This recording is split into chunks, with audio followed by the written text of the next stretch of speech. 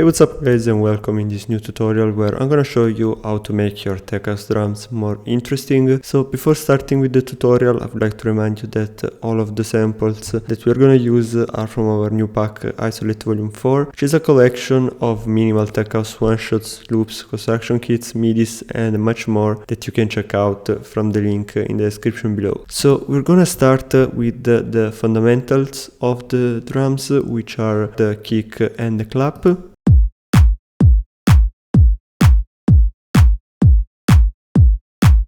So as you can see here, we have a really simple kick loop and claps. So here there's not a lot that you can do actually. Maybe the only thing that you see in some tech house tracks are some variations on the kick drum. So for example, some double kicks like this one. So here what I recommend is to usually lower a bit the velocity of the second kick, something like this. So it will create this kind of effect when going into the next kick, which will give it more energy, while if it's everything at the same level, it will sound all of the same.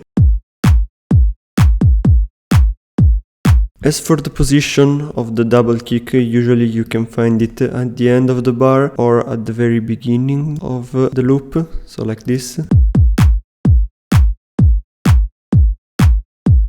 And this really depends on the bassline that you're using, so this works with some more minimal bassline where the kick is filling some of the gaps. So yeah, that's all for the foundations of the drums, which are the kick and the bassline. Then we're gonna focus on the hi-hats. So we're gonna create a new MIDI track here and we're gonna work on the open hi-hats. So let's find an open hi-hat sample.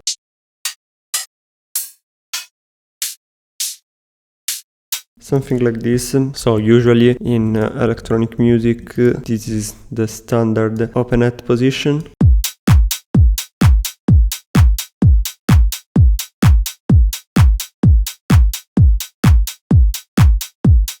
Here what I like to do usually is change a bit the position of the different open hi-hats. Now you can do it through the groove section here. So if we load this one, for example, you can see that the hi-hats are shifting a bit from their position.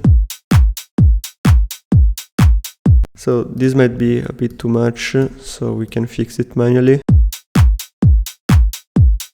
And also we can set different position for the different hi-hats. This will give it more of a human feeling to the loop, like if they were played live.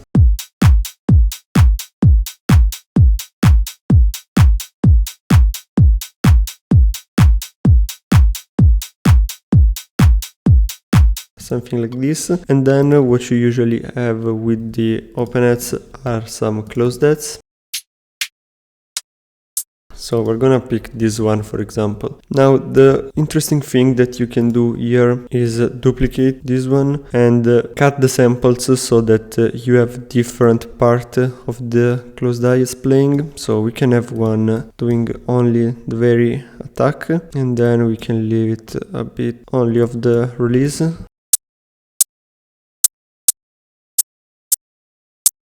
So we have these two different samples and we can place it in the drum loops to add some variation. So let's reduce the volume a bit. We can make this one a bit longer.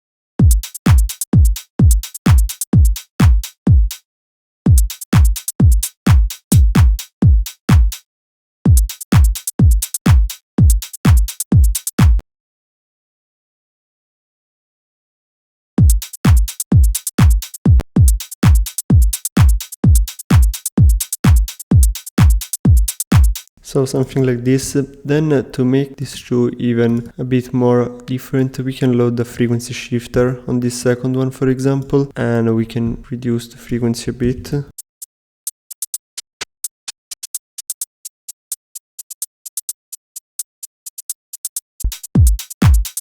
Okay, perfect. So now that we have the high end, we can focus on the more creative part of the drum loops and when you can really make the difference, which is the percussion section. So we're gonna create a new track and maybe we can go with the MIDI here as well. And for the percussion, as for everything in music production, you have to create some kind of scale. So you have some more present percussions, which are kind of the main elements of the drum loops, and then you have some percussion that you can use for variations or to fill in some gaps. We're gonna start with the main percussions.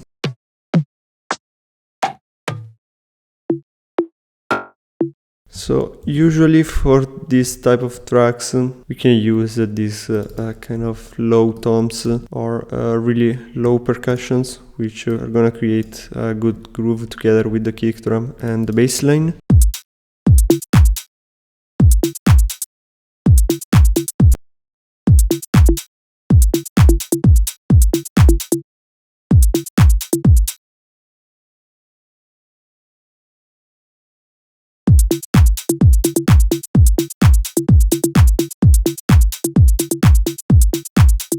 So here we can add some EQ, cutting the very tops.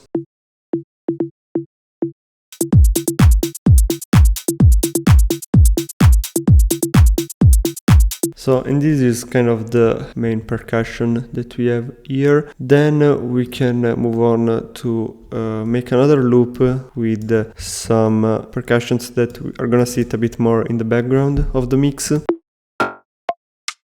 So something like this. Usually you want to make them really short.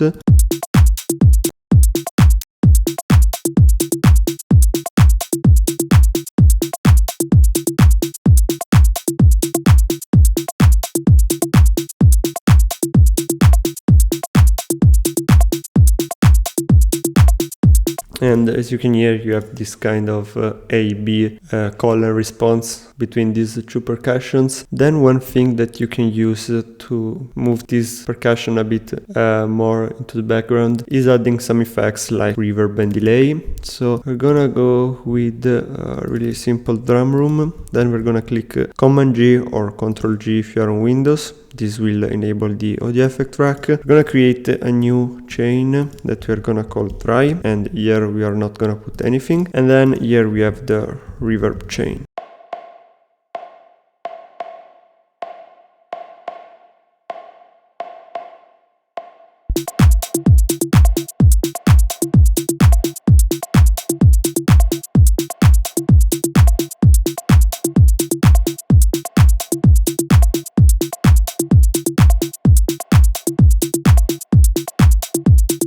So as you can hear, we are mixing in the reverb and we are trying to move backwards this percussion. So now the next step is gonna be adding some percussions as fills to fill in some gaps. So you can create your own fills manually, or inside of Isolate Volume 4 you will find a bonus sample pack which has 30 drum fills, and you can easily pick one of them and cut or position it wherever you want. So let's have a listen to these drum fills.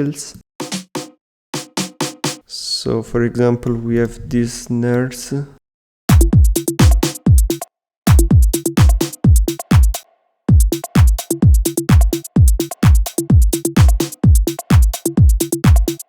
And then for this other part we can select a different drum fill.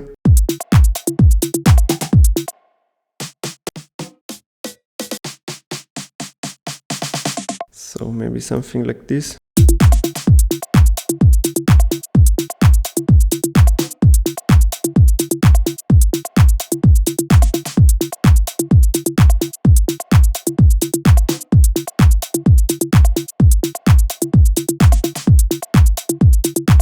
Okay, perfect. So now that we are done with the more conventional drum section, we can look at some ways of adding some more creative elements into your drum loops. One way here is to add some vocals and shape them and use them as part of your drum loops. So we're gonna select a vocal here. So for example, we can use this vocal shot. We can make it a bit shorter, cut also a bit here on the attack.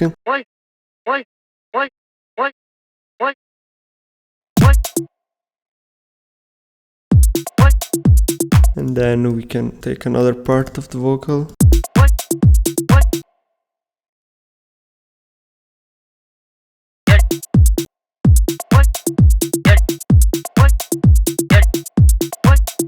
Let's reduce the volume a bit on the second one.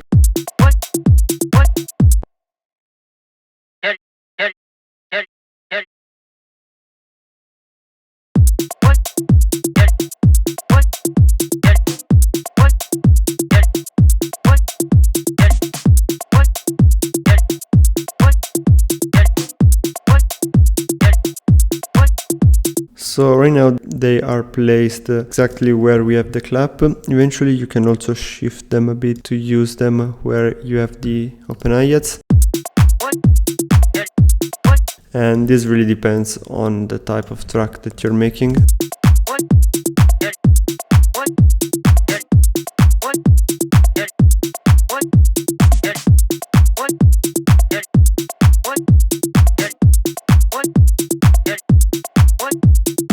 And one last thing that you can do is to use some synths also. And here, for example, in Isolate 4 you will find some synth one-shots that you can use.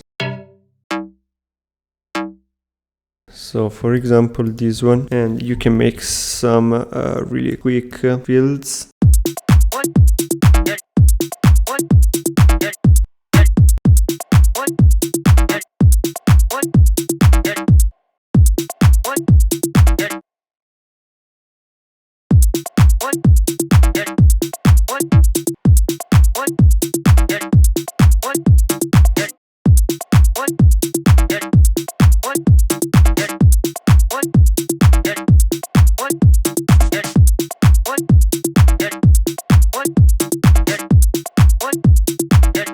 Yeah, and basically you can use the vocal and the synth to add some variation later on. For example, introducing those elements after 8 or 16 bars. And then once you're done with this kind of loop, you can easily create a bass line that can fit these drums. And yeah, basically that's all for this tutorial on how to make your tech house drums more interesting. Don't forget to check Isolate Volume 4 from the link in the description below. Let us know what tutorials would you like to see next, and I'll see you soon. Bye.